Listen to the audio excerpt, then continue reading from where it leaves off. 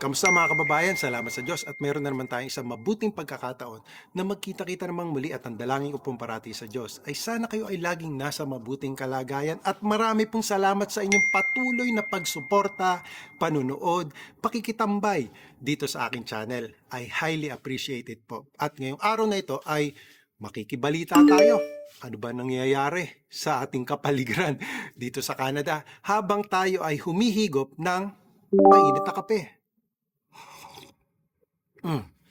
Kaya, kaway-kaway doon sa mga kababayan natin na mahilig magkape. So, eto yung news na ibabahagi ko sa inyo ngayong araw na ito.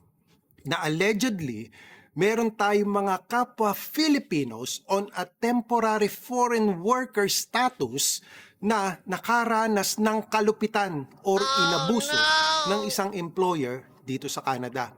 Ipapapanood ko po sa inyo yung video and then after the video ay pag-uusapan natin ano ba yung steps na maaari nyong gawin kung kayo ay nakaranas din ng kalupitan or ng pang-aabuso ng isang employer dito sa Canada, lalo pa at kayo ay on a temporary foreign worker status. So, panoorin po natin ang video ito. Buhay spends his days applying for jobs, dreaming of gaining permanent residency and bringing his family to Canada. I'm just always thinking for my family, not for myself actually. Pailan's former employer was Isiel Natarajan. His store on the west side of Toronto was approved to hire 34 foreign workers on closed permits, but many left before their work permits expired. Pailan showed CBC his schedule and pay stubs.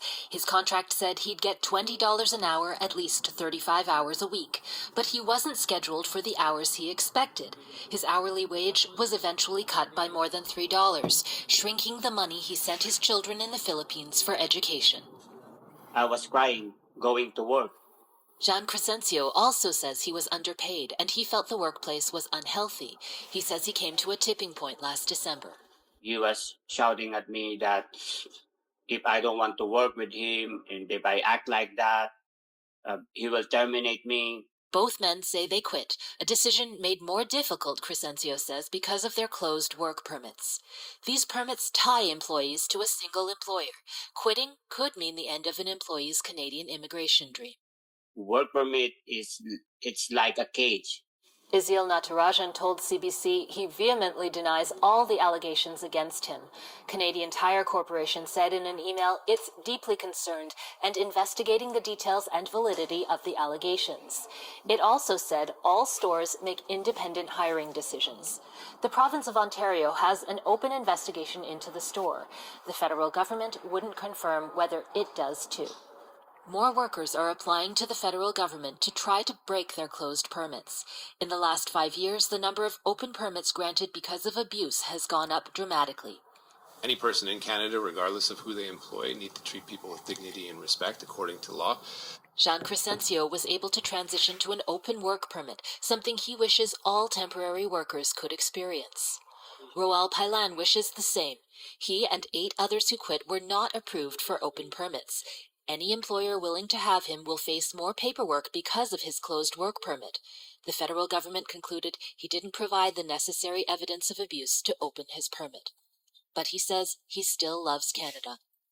But as of now, my status, I'm still struggling.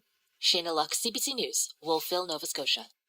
Ayun mga kababayan, si Kabayang John, ang maganda sa kanya, nakakuha siya ng open work permit. Pero si Kabayang Ruel ay siguro nag-a-apply pa siya ng open work permit. Kasi yun po yung pwede nyong applyan once na kayo ay makaranas ng abuse sa isang employer dito sa Canada. Kaya eto, magpo-proceed na tayo mga kababayan. Pag-usapan natin, ano ba yung maaaring steps na pwede mong gawin kung sakali na ikaw ay makaranas din ng pang-aabuso mula sa isang employer, lalo na kung ikaw ay on a temporary foreign worker status pa lang. Kasi karamihan po sa mga temporary foreign worker ay naka-closed work permit po sila. Ibig sabihin, nakatali ka lang sa isang employer. Pero hindi ibig sabihin na nakatali ka sa isang employer pati yung karapatan mo ay nakatali din sa kanila. Hindi po pwedeng maging ganon. So, how to report abuse of temporary foreign worker? Ito po, naandito po ilalagay ko rin po yung link below para alam nyo po kung saan nyo to mahahanap. So on this page, naandito po yung your rights are protected, ways to report abuse, things to know when making a report, and information you need to make a report. So, your rights are protected here in Canada. Tatandaan nyo po yan. All workers in Canada are protected under Canadian law. Canada takes the abuse of temporary foreign workers and the TFW program very seriously. Employers who abuse workers or the TFWP could face a penalty or be banned from the program. If you or someone you know has experienced abuse, you can report it to Service Canada. Naandito po yung mga examples of abuse. Someone is threatening you, bullying or abusing you. Someone is threatening your status in Canada. You are not allowed to leave your work site or where you live. Someone is keeping your passport or documents from you. You're not receiving your correct pay or time off. You're not doing the work you agreed to or what the LMIA says. Labor Market Impact Assessment po yon. So, ways to report abuse. The fastest and easiest ways to report abuse are online or pwede po kayong tumawag by phone. Online, you can make a report online. So, i-click nyo lang po itong report abuse and then makakapag-report na po kayo. So, to guide you through the process, we've created a video on how to fill out the online report. So, may video po dito na pwede nyo pong panoorin. Or by phone, simple lang. You can call 1-866-602-9448 to report abuse. It's available mga kababayan 24 hours a day, 7 days a week. So anytime na maka-experience kayo ng pang-aabuso, ay pwede po kayo tumawag.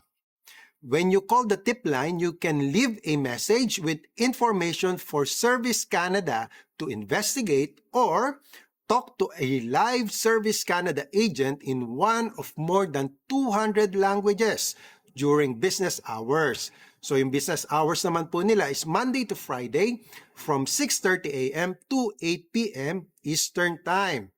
So other ways to report abuse, pwede rin pong in person or by mail. So here are things to know when making a report. It's important that you tell us as much about the problem or abuse as you can. The information you share is protected by Canada's privacy laws. Will never tell your employer, so hindi po nila sasabihan yung inyong employer or anyone at your workplace who made the report, not unless kayo po ang nagsabi. Next, you do not have to give your name. So, hindi nyo pala kailangan na i-provide yung pangalan nyo, even your phone number, or even your LMIA or work permit number to make a report. But this do help us. We won't contact you or share your information without your permission. For privacy reasons, we cannot tell you what happens after you make your report. So anyone can report abuse including your coworker, so yung worker mismo, an employer, a member of the public, a foreign consulate, or an advocacy group. So information you need to make a report, yung name po, address, phone number of the business or organization, the name or positions of the people involved, and the type of abuse. So, eto po mga kababayan, like I said, ilalagay ko na lang po yung link below para ma-check nyo at kung sakali na meron kayong kakilala or kayo ay maka-experience ng pagmamalupit or pang-aabuso ng employer, pwede nyo pong i-report. So, that's it for me today mga kababayan. Kung meron po kayong karagdagang katanungan, ay mag-leave na lang po kayo ng comment below. I will see you, God willing, on my next video. Samahan nawa kayong parati ng Panginoon sa inyong pang-araw-araw na buhay. Magandang araw po sa inyo lahat.